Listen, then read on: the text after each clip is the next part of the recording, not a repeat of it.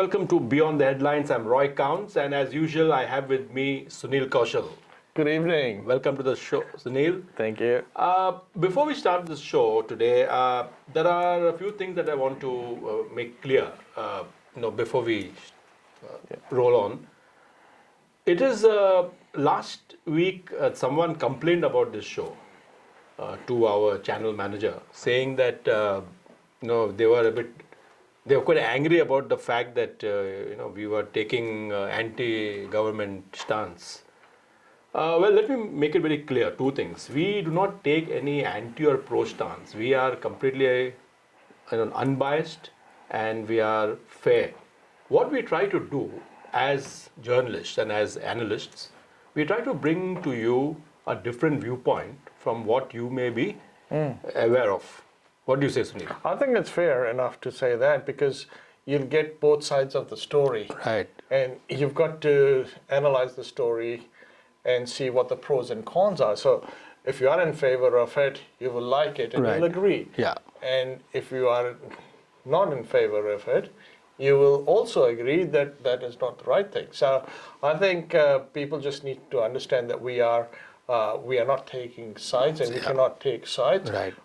We are giving an opinion. It's all based on opinions. So opinions are opinions. You may like it, you may not like it. And often we back our opinions with facts. Correct. Yeah. So you may have a particular viewpoint, and we have a particular viewpoint, and you may or may not agree with us, and that's fine. And that's how democracy works. Yeah. But what is not acceptable is when people disagree and then they get angry, and then it just escalates. Yeah. Like this person actually first went to the Broadcasting Standards Authority complaining about our show. And then the Broadcasting Authority said that nothing was breached, and if they have an issue to speak to the channel. And then they spoke to the channel, and the channel, thankfully, they upheld, our viewpoint. And we do mention at the end of our show that these views are our own. Correct. Views are views, opinions, and I don't think anyone should get upset about it. You may like it. If you like it, that's well and good. You don't like it, that's fine. Absolutely. So having said that, thank you so much, all our viewers, for giving us very good feedback. We get a variety of feedback. We get good feedback, and we also get feedback where people want us to improve, and then sometimes people get angry, and that's also fine. And feedback is very important. Yeah. Because it makes or breaks a organization, or makes and breaks things that you're doing. So if we are being all the time agreeing with something, that's right. That means it's basically we can't evolve. We can't move on. You can't improve. Improve. Yeah. So we thank you for your feedback, and we thank you for all the comments that you give us, and we are very encouraged. And the good thing is that the show is really taking on a life of its own. And when we started the show, that was our intention, to give the Indian diaspora and everyone who watches us a different viewpoint. Well, let's begin the show, having got that off our interlude is over. Lockdown. Okay, so we have been talking about the lockdown. We spoke about it last week. We spoke about it on our radio show. Extension of 4 days. What was your opinion of that? I think it was coming. People knew that it was certainly going to come, because in the middle of the week you're not going to go down another level. So I think it was expected by people, and people did think, okay, I think one good thing was she didn't extend it for two more weeks. Otherwise, that would have just killed everything, would have killed the economy, would have killed businesses that are already dying. But where I think the government should have done something is around extending the wage subsidy. Now, the wage subsidy is coming to an end, but I think it was coming back to lockdown. Yes, people knew. It was expected that it'll extend for a few days. Well, people were I was expecting for at least a week. Right.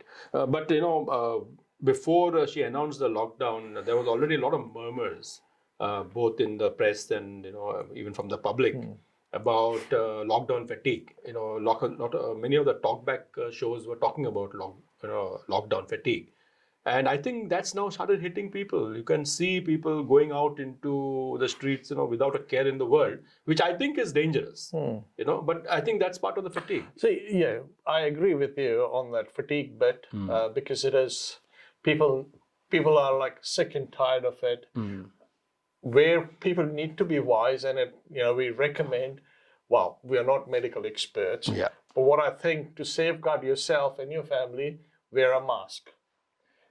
Wear a mask wherever you go. It's not going to hurt you, but it'll protect you, and it's for the protection of the. And we can see examples across the world where they are using masks, social distancing. I think that's going to be a norm for our lives. Yeah. Now, I'm going to actually flash a meme on TV, and even while we're talking, you will see that. This meme is really a funny one. It says New Zealand's border strategy for COVID. And have a look at this. What do you think of that, Sunil? Wow.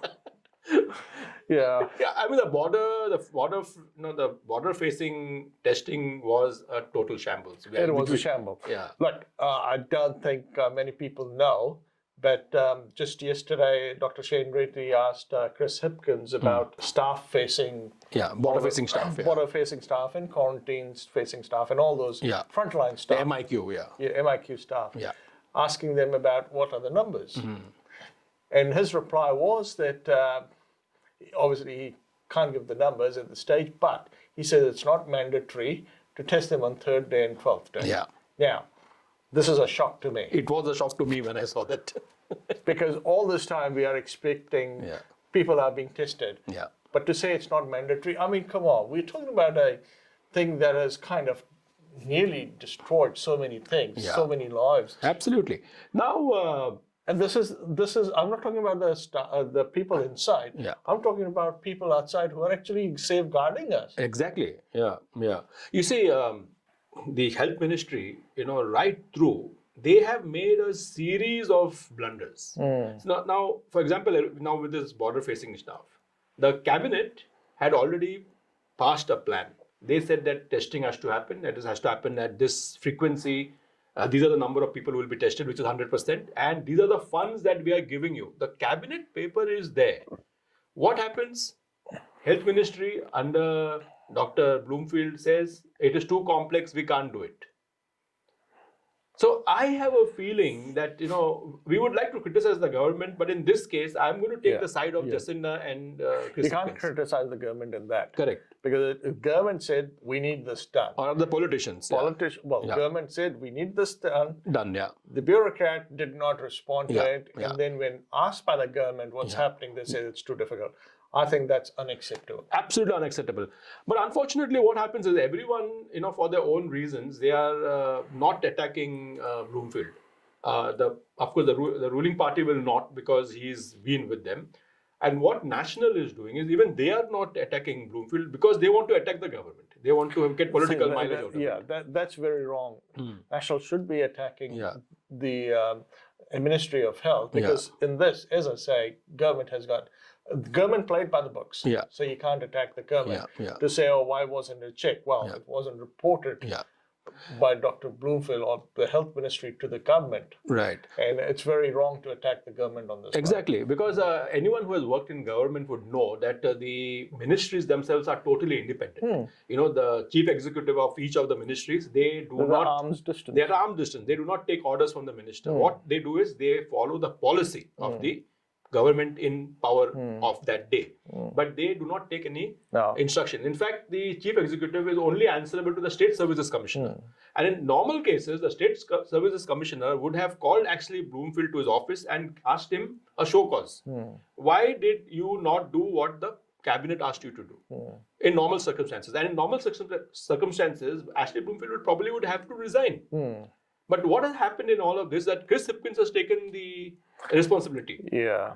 I think it's a little bit, and that's where, again, one side we are criticizing the health ministry or the opposition also, but the other thing is also, I think the front up should be by the Ministry of Health. I think Chris Hipkins as a minister should be left alone on the side. And I think given we are moving into the election, it needs to be a little bit of a distance rather than the airtime. Right. In my experience of having worked in the government for over a decade, is that It is the chief executives and all, they do what they're supposed to do. So actually, even Bloomfield only has to take moral responsibility, but actually it is not really his fault. The people on the front line, actually, they are the ones who are hard worked, they are like the foot soldiers, they do. It is the boffins in the middle. From the deputy CEO downward, general managers, unit managers. These are the boffins who just want to keep the status quo. They don't want to move anything because that means they'll have to work. That means they'll have to be answerable. And all that they can do is, always pass the buck to someone else. Because the buck doesn't stop with them there in the middle. And it is these boffins in the middle in all ministries who are the main reason why the government does not function effectively. Okay, let's go to another issue about the lockdown. Why should the lockdown also have been in South Island? You tell me that. Well, I think Aucklanders are just jealous that no one else should get the whole benefit. So, so everyone should suffer. Yeah, everyone should suffer. I mean, there is no, cases in Southland. So I can understand Northland, okay? You just stop everything at the Northland borders, and why should all of Southland have the same? Yeah, and then they are going to level 2. Yeah, I think it's a little ridiculous. Bit over the top, and it's hurting the communities outside Auckland.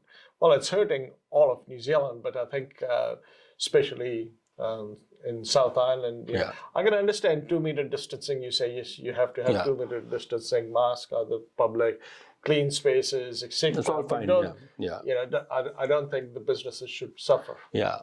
Now, another thing which is has been exercising my mind is the government's reliance on experts. Now, I do know that in a situation like this where we don't know what the virus is, or we don't know what it is going to cause, we have to rely on experts. Now, do you remember that when the coronavirus or the COVID-19 first hit in late December, early January, some mathematician did a modeling and he told the government that 80,000 New Zealanders would die.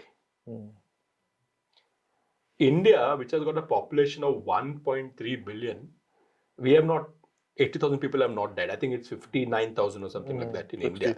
Yeah. So, population of 5 million, they put this fear. Now, this is now exacerbated by people like Professor Sean Henry, who keeps coming on TV, or the other guy called Michael Baker, or Susie Wiles. They have now become the go-to people, probably because, I have a feeling they don't have anything better to do. So every time the TV channels call them, they are available. So they give their expert opinions. Sean Henry kept saying, extend the lockdown, extend the lockdown, extend the lockdown. Now, we understand that you may come from that position, but there are hundreds of other experts who don't think it should be extended. So they go to this one person. This one person comes on TV every day. And then the news anchors say that experts are saying that it should be extended. Just one person is saying that, and it becomes experts. I mean, sometimes you laugh at these things. Yeah. I think the media also needs to have a fair balance, pros and cons.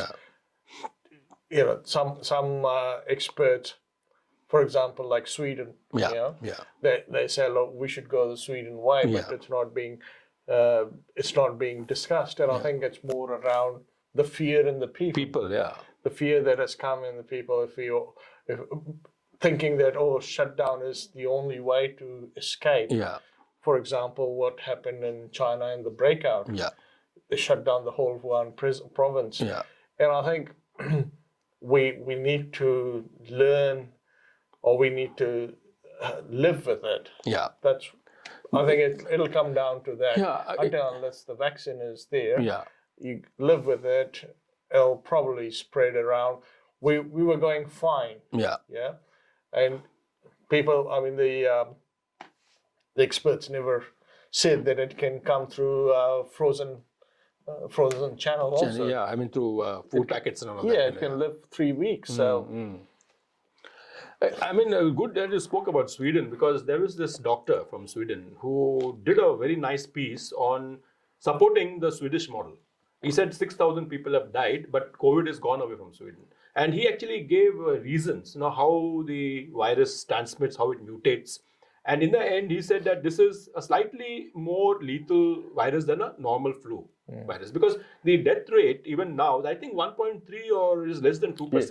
Whereas SARS, if you remember, was 10%. Yes. And Ebola and all were much higher.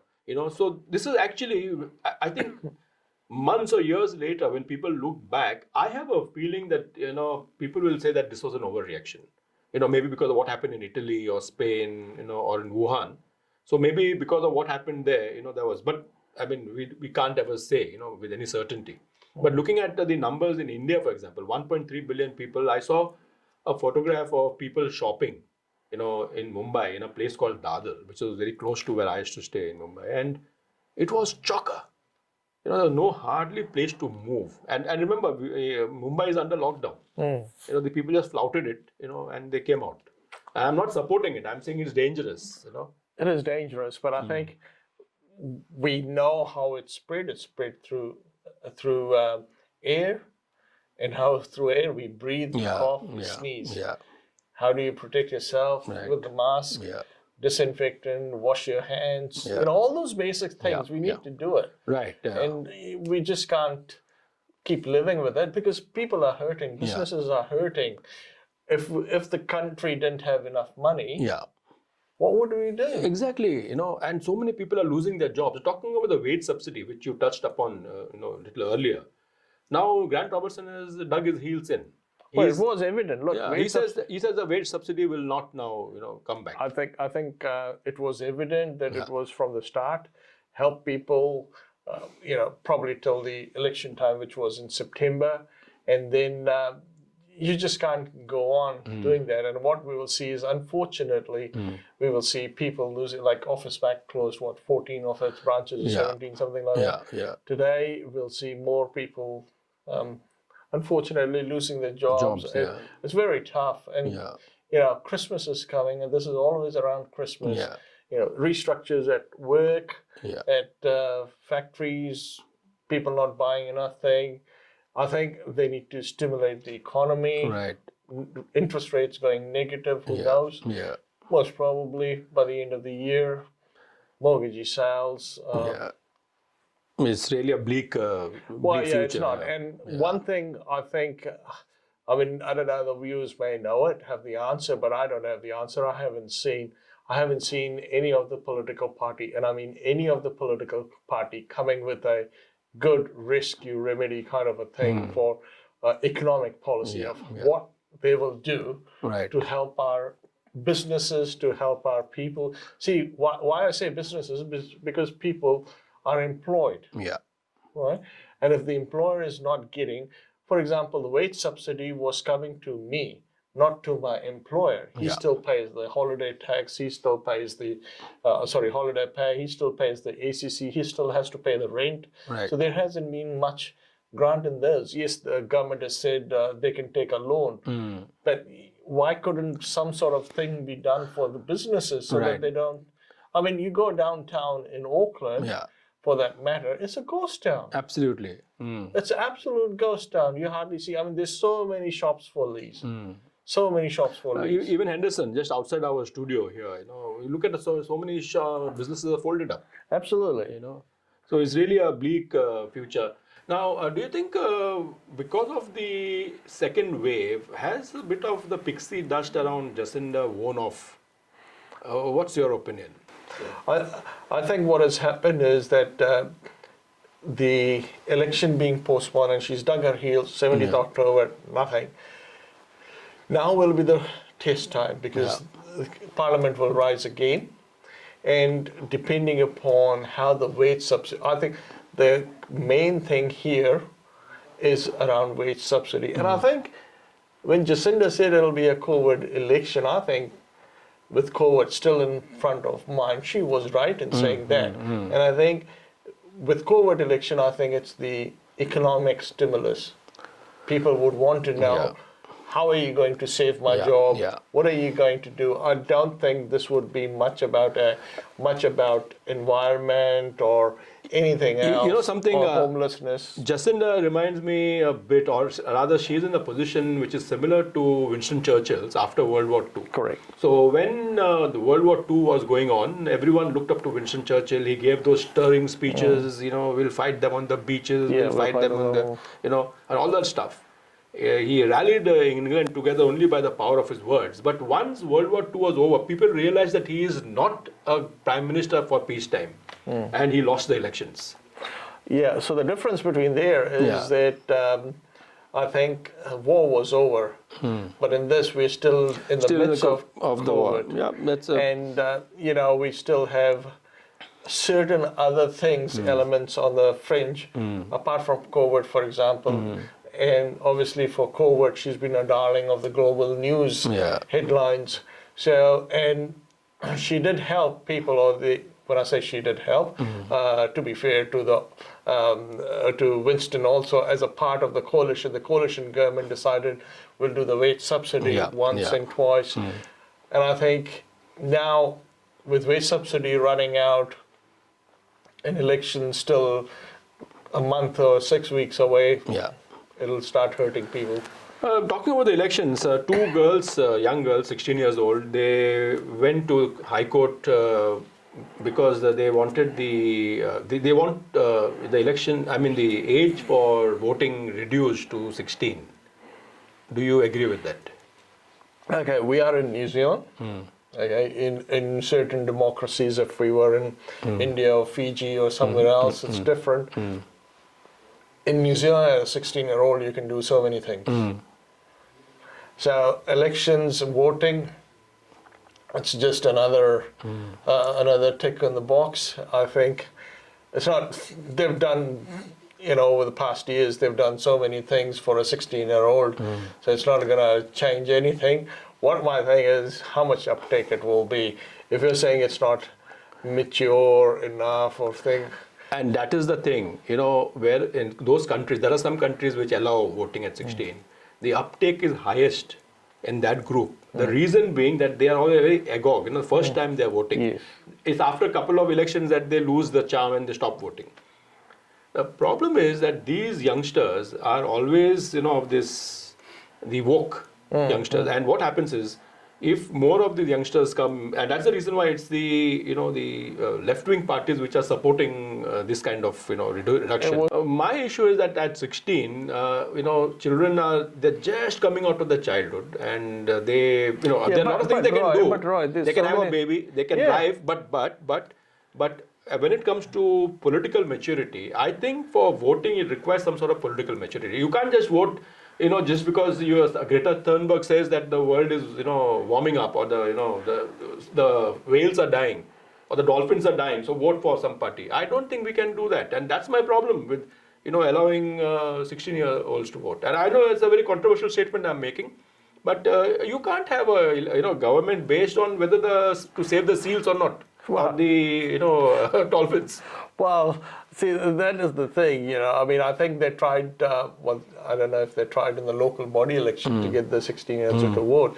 But what my fear is that is if we have the 16 years to vote, then your policies need to accommodate. Right. So we'll talk about this in some other show. I want to move on to something else. The New Zealand Taxpayers Union, they have come up with a proposal.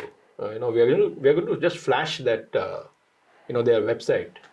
The proposal says that council, especially like the Auckland Council, the voters should be allowed to recall them if they do not do what the ratepayers want. Now, in this case, because Pilgov has decided to raise the rates, despite across the board people not wanting, at least for the next year, he's gone and raised the rates. What the Taxpayers Union is saying is that we should have the ability to recall these people. And there are some countries which allow that. Recall the person because you are not delivering what you're supposed to deliver. Where do you stand on this? Well, I think it's a big minefield. It's like the 16-year votes. What do you do if someone is not delivering? I think you still have they need to be held accountable. Yeah. And to do recall and all, I think it's people probably wouldn't go for it. I think what they would say is you vote by your feet. Yeah. Because it's something new. Yeah. It's foreign for them. Yeah. And I think, if you're not delivering, one thing good is that it's only a 3-year term. Yeah. But the flip side is, a lot of damage can be done in a 3-year term. Yeah. So the proposal is that you can actually also recall individual councillors. So if your ward councillor is not doing what he should have done, then go in for a campaign and recall that person, because that person, and I think that's democracy. That is the way. It is democracy, but then it becomes too much, and it's like people like, do you want to recall Phil Goff, etc. It's only a certain percentage of society would be for it. Considering the fact that only 33% of people voted him in, Yeah, I mean, the vote count in local elections is very low. Yeah. Now, I want to go to one point before I go to my last point for the day. Is an article which was written by Matthew Houghton. He was the guy who was advisor to Todd Muller, and he is a columnist. And now he's come back to the Herald, and he did a very nice piece last Friday in which he put a table showing the number of deaths. And the funny thing is that people from the ages of 0 to 60, there are no deaths. Although there are many people who got COVID, there are no deaths. Yes. And the highest death rate of 50% is among those who are above 90. Now I will just flash this table so you can see it for yourself. So out of the 15 people who are over 90 who were positive, COVID positive, only I think 7 passed away. And what Matthew says is that in normal course they would have anyway, because they were at that advanced stage of life. I am thinking now that all this lockdown and everything, wouldn't it have been better if it was like more concentrated towards certain groups of people? Okay, so hindsight is a very good thing.